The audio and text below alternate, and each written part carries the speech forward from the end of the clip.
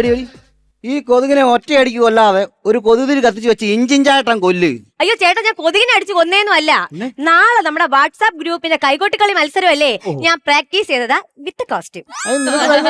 അറിയാവോ? അറിയാമോന്നാ? കൊച്ചിയിൽ ജീവിക്കുന്ന എന്റെ അടുത്ത്. എന്തോലും കാണീര്. പിന്നെ നിന്റെ അച്ഛൻ്റെ ഞാനൊരു 2000 രൂപ മേടിച്ചായിരുന്നേ. കഷ്ടമായി പോയി മനുഷ്യ. എന്റെ കൈ പിടിച്ച് നിങ്ങളെ കയ്യിൽ വച്ച് തന്നേന് അച്ഛന് നിങ്ങൾ അങ്ങോട്ട് പൈസ കൊടുക്കണം. അപകടം ഉണ്ടാക്കിയവന്റെ അല്ല കാശ് കൊടുക്കണ്ട, അപകടം പറ്റിയവനാ കാശ്. ഓഹോ, നിങ്ങളുടെ പിണങ്ങി ഞാൻ വീട്ടിൽ ചെന്ന് നിൽക്കുമ്പോഴേ എന്റെ അച്ഛനാ സമാധാനിപ്പിച്ചാണ് ഇങ്ങോട്ട് തിരിച്ചു വിടുന്നത്. അത് ഞാൻ അറിഞ്ഞില്ലായിരുന്നല്ലോ. അത് അറിഞ്ഞിരുന്ന 2000 മേടിച്ചാമത്തെ കൈയോടെ ഞാൻ തല്ലി ഓടിച്ചത്.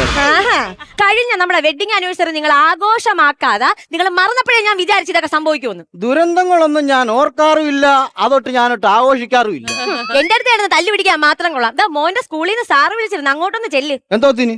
എവിടെന്നോ ഒരു വൃത്തികെട്ട ചിത്രമുള്ള ബുക്ക് കിട്ടിയെന്നോ അവൻ കൊണ്ട് സ്കൂളിൽ പോയെന്നോ സാറ് പിടിച്ചെന്നോ എനിക്കറിഞ്ഞൂടേ. നിന്നോട് ഞാൻ പലപ്പോഴും പറഞ്ഞിട്ടുണ്ട് എന്റെ അലമാര തുറന്നിടരുതെന്ന്. അപ്പൊ സാറിന്റെ ആയിരുന്നാ? പോയി വാങ്ങിച്ചോണ്ടോ മനുഷ്യ. മോശമല്ലോടി, സാറിന്റെ കിട്ടിയല്ലോ ഉള്ളൂ, 2 ദിവസം കഴിഞ്ഞിട്ട് മേടിക്കാം. അയ്യോ, അതെങ്ങനാ? സ്കൂളിന്റെ വരാന്ത കണ്ടിട്ടുള്ളവനാണെങ്കിലല്ലേ ഇതൊക്കെ പറഞ്ഞിട്ട് കാര്യമുള്ളൂ. പിന്നെ നിന്റെ അച്ഛനാണോ എന്റെ ഓട്ടെല്ലാം സ്കൂളിൽ പോയി ചെയ്തോണ്ടിരുന്നേ? വേണ്ട